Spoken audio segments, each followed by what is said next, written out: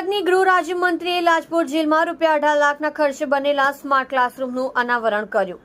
સુરતની લાજપોર મધ્યસ્થ જેલની આજે ગૃહ રાજ્યમંત્રી હર્ષ સંઘવીએ મુલાકાત લીધી હતી। દરમિયાન તેમણે ₹18 લાખના ખર્ચે બનેલા સ્માર્ટ ક્લાસરૂમનું અનાવરણ પણ કર્યું હતું। ગૃહ રાજ્યમંત્રી હર્ષ સંઘવીએ હીરા યુનિટની પણ મુલાકાત લીધી હતી। રાજ્ય ગૃહમંત્રીએ કહ્યું હતું કે બંદીવાનો ગુનાખોરીમાંથી બહાર નીકળે તે અમારો હેતુ છે। ઉપરાંત તેમણે કોંગ્રેસના નેતા રાહુલ ગાંધીએ ભરૂચની ઘટનાને લઈ કરેલા ટ્વીટ અંગે પણ પ્રતિક્રિયા આપી હતી। લાજપોર મધ્યસ્થ જેલમાં સ્માર્ટ ક્લાસરૂમનું અનાવરણ કર્યું।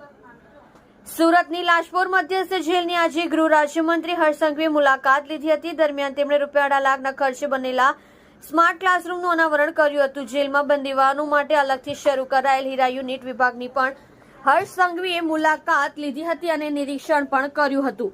બંદીવાનો દ્વારા તૈયાર કરાતા હીરા અંગે બંદીવાનોમાં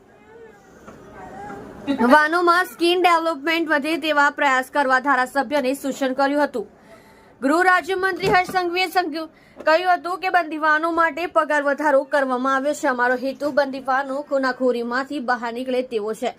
તમામ લોકો સમાજમાં એક સારા નાગરિક બની રોજગારી પ્રાપ્ત કરે તેવો આશય છે। જેલમાં કેદીઓને રોજગારી મળે તે માટે હીરા ઉદ્યોગ સ્થાપવામાં આવ્યો છે।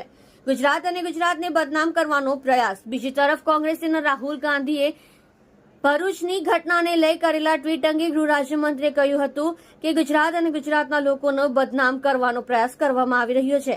આજે સાંજ સુધીમાં તમામ પ્રકારની માહિતી જિલ્લા કલેક્ટર અને અધિકારીઓ દ્વારા આપવામાં આવશે। રોજગારી મુદ્દે રાજનીતિ કરવી યોગ્ય નથી। ગુજરાત અને ગુજરાતને બદનામ કરવાનો પ્રયાસ હંમેશાથી કોંગ્રેસ કરતી આવી છે। આપ જોઈ રહ્યા છો સોમવાર time news channel, bureau report Surat. આજે સુરત શહેરની લાજપોર જેલ ખાતે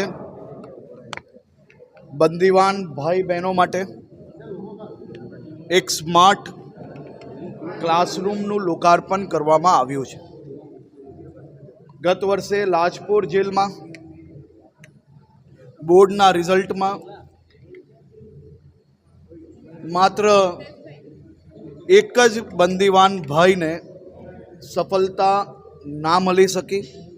તે સિવાયના સૌ બંદીવાન ભાઈઓ 10મા અને 12મા ધોરણમાં પાસ થવામાં સફળતા પ્રાપ્ત થઈ છે।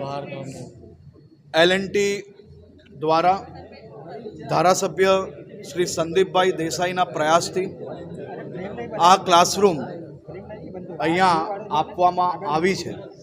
આ ક્લાસરૂમ થકી આવનારા દિવસોમાં આ બંદીવાન ભાઈઓના જીવનમાં બદલાવ આવે તે માટે બંદીવાન ભાઈઓ જેમને ભૂતકાળમાં શિક્ષક તરીકે કામગીરી કરી હોય તે લોકો દ્વારા આ લોકોને ભણતર આપવામાં આવે છે।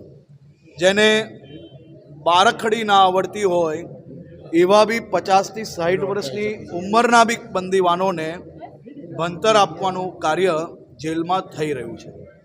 હું જેલ સ્ટાફને, અધિક્ષકને અને એમના ટીમને ખૂબ ખૂબ અભિનંદન આપું છું। જેલમાં જે પ્રકારે છેલ્લા 2 વર્ષમાં એક અમૂલ પરિવર્તન આવ્યું છે, એ પરિવર્તનમાં ખાસ કરીને જેલ સ્ટાફના પગાર વધારવાનું હોય કે જેલના બંદીવાનોનું ડેલી વેજીસ વધારવાનું હોય, એ લોકોનું ભોજનની અંદર જે બદલાવ કરવાનો હોય કે એમના પરિવાર જે આવતા જતા હોય તે લોકો માટે વ્યવસ્થાની વાત હોય કે જે બંદીવાન ભાઈઓ જે સરકારના નિયમો તોડવાનો પ્રયાસ કરતા હોય એ લોકો પર કડકાઈની વાત હોય, આ બધા જ પ્રયાસો જેલ વિભાગ દ્વારા કરવામાં આવ્યા છે।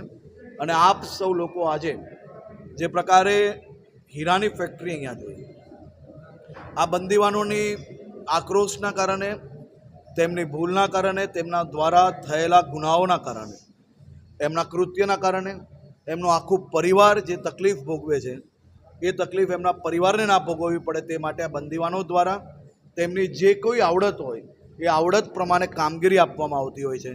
આપ જે બંદીવાનો દ્વારા જે સ્ટોન એટલે કે પથ્થર જેવા દેખાતા સ્ટોનોને ઘસીને હીરા જેવી ચમક અને હીરાની ચમક આ બંદીવાનો દ્વારા જે ઘસાયેલા હીરા હોય તેને દુનિયા સુધી પહોંચાડવાની કામગીરી એ લાજપોર જેલમાં વ્યવસ્થા કરવામાં આવી છે। આ 96 કારીગરો દ્વારા મહિનામાં 24 થી 26 હજાર હીરાઓને પોલિશ કરવામાં આવે છે।